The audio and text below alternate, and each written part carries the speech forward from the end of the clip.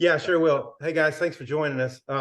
Hey, Isaac, I want to talk about the pass game, what y'all got out of it the other night, and maybe if you could just discuss your touchdown catch and how that play went. Yeah, I think, as an offense, I feel like we executed the pass game extremely well, and went out there and, I feel like we prepared really well. We knew what they were going to give us, and, we just took advantage of, what they were giving us as a defense. And then obviously on that touchdown play, it was just, HUD set me up with the interception. We got in short field position, and we just had a play call that I basically knew I was going to score on if we were able to execute it well, and obviously that wouldn't happen. Okay, and Josh, looks like we saw Brady back at practice today, so I guess you go over to right guard. I mean, just maybe what it's like having Brady back in the lineup. Brady's a captain, and so him having that position on the team, just as a whole, it's great to have him back. We know how much he's given to this program and how much he cares for it, and so it's definitely just a benefit to have him. But on an offensive line, he's captain of the team, but on the offensive line, he's also our captain. He's our head guy, and so just having him there driving the bus, it makes a whole world of difference. Hey, Isaac, Sam Pittman said after the game that our guys aren't dropping passes, and he said it again on Monday. And I don't think there was a drop in the game. Can you maybe talk about what camp has looked like and if y'all had 0 drops on Saturday? Yeah, we did have a total of 0 drops on Saturday, which we were, extremely happy with. We have drops here and there, obviously, in practice, but I felt like when we got to game, it was, time to execute, and everyone was locked in, making sure, it was eyes to ball to hands. So yeah, obviously, that was something we were really focused on, and it was cool to see that we were able to execute at such a high level. Cool, thanks. Trey. Yeah, both of you guys. Isaac, you mentioned having 0 drops, but another thing I thought that jumped out, there's a lot of new guys. Both of you guys are new to the team. No procedure penalties, no false starts, none of the wide receivers are lining up in the backfield accidentally, 5 men in the backfield, none of that stuff. What does that say about just the focus you had with the game plan going in, both of you?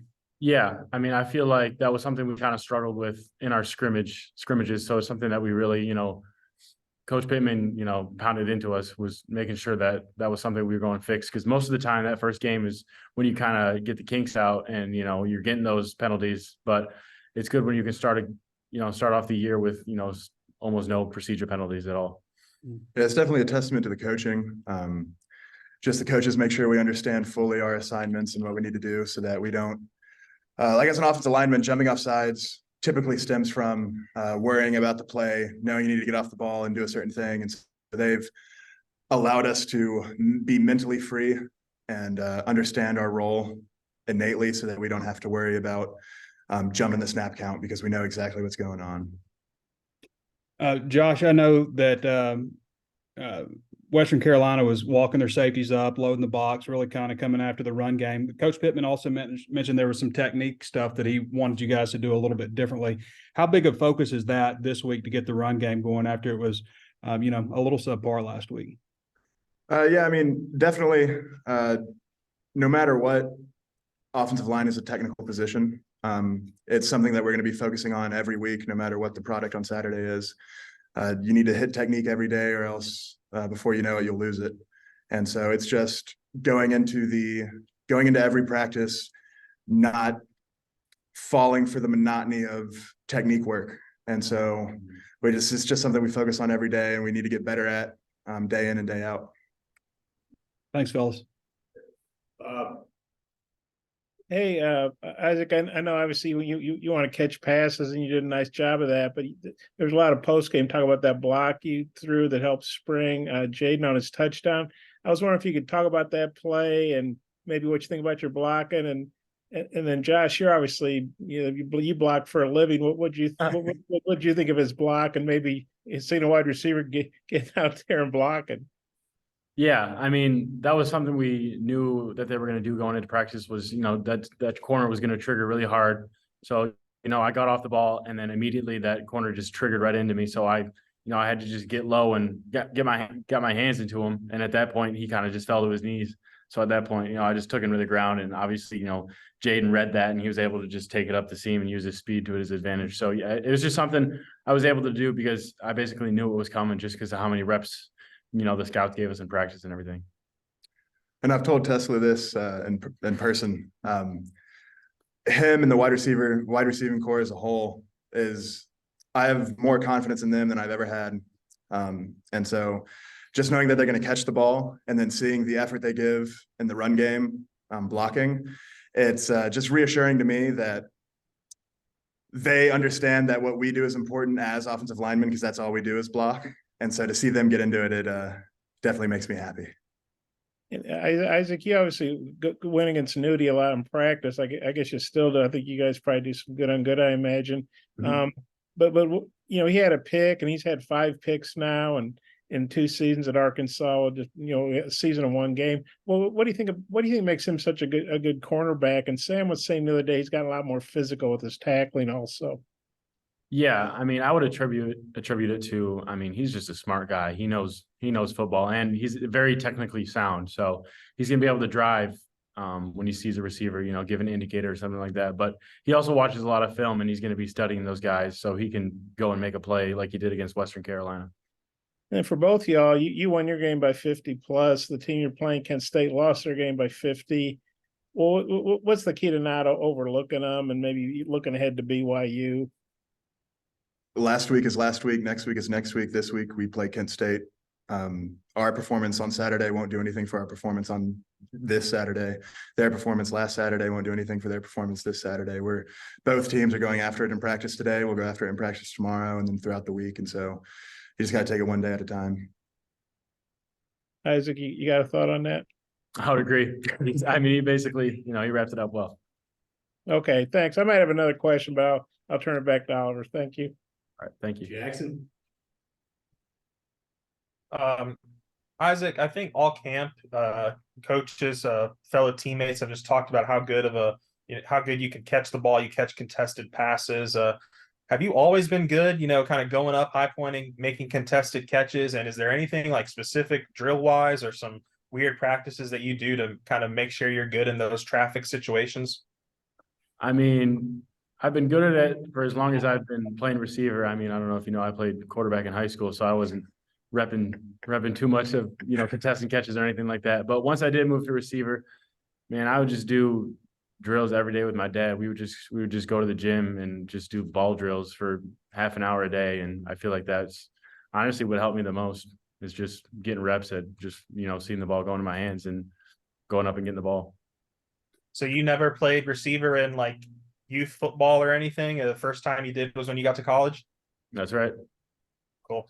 And Josh, you know, we talked about the run blocking, but the pass blocking was pretty good on Saturday. With Brady out, you know, 4 new starters on that offensive line compared to last year. Is there maybe a little added confidence coming into, you know, this week after a pretty good start protecting the KJ? Yeah, I mean, we did a good job of it on Saturday. It's definitely a confidence booster. It's something that we'll need to constantly get better at and just prove it week in and week out that we can do it. Thanks, guys. Daniel. Hi guys, thanks. Josh, specifically about Chambly making the spot start with Brady not being there, how was he kind of with the rest of the line and communication and things like that? Yeah, he was great. He communicated very efficiently. Me and him were on the same page. Nothing comes to my mind of when we weren't on the same page, so I believe we were on the same page every play. And so it was good to have him there next to me. Me flipping sides, I relied on him early on in practices to just make sure everything was smooth, and it was a confidence booster having him next to me. And then quick word on the home opener for both of y'all, since this will be your first time playing in front of 70,000 hopefully, or close there or thereabouts. You want to take it? Did you say a quick word about it? Yeah. Yeah. I'm just excited. I'm just going out there to play football, you know, excited that we're going to have so many people out there, you know, supporting us. I'm just excited to go play some football. Yeah, I'm excited to run through the A and hear him call the Hogs, so it'll be a fun day. Thanks, guys. Last one, Bob. Okay. Isaac, did Hillsdale recruit you as a receiver, or you got there and they said, hey, you need to move to receiver? How'd that work? Yeah, no, they recruited me as a receiver going into camps my senior year. I figured my talents were more suited at receiver. So I decided I was going to go to camps and start working at receiver. So I was being recruited as a receiver. And then both of y'all, obviously you practiced with KJ a bunch, but that was your first time to play in a game with him, and he started off 12 of 12, had a real good day. What y'all think of KJ's performance? Yeah, I mean, I wasn't surprised. He's been doing it for however long now, but it was cool to be able to, see it in person. That one play where, I mean, he made something out of nothing where he was about to get sacked, rolled out, Andrew came back to the ball, and then the 1-2 where, he pulled the ball from the running back and just, went up the seam. I think that's just a testament to the kind of player he is. I mean, he's a freak. Yeah, I think it's summed up in the adage, KJ lifts weights. So I one more for Josh. You've played both guard spots, I guess, in camp, and now you're going back to the other side. I imagine that's harder than people would think. I mean, what's that like flipping? And I guess what does that say about your preparedness that you could go left or right as needed? So statistically, I have more experience at left guard. Just on paper, I think I've started 7 games at left and 2 games at right. But throughout all the three springs I've been a part of, and 3 fall camps, 4 fall camps. I'm old, I don't really remember. But Tell me. So I've never had a rep at left guard and practice throughout spring and camps, but I have the game experience at left. So just being able to rely on that allows me to shift and just move around the ball, and it just helps me out. Okay, thanks.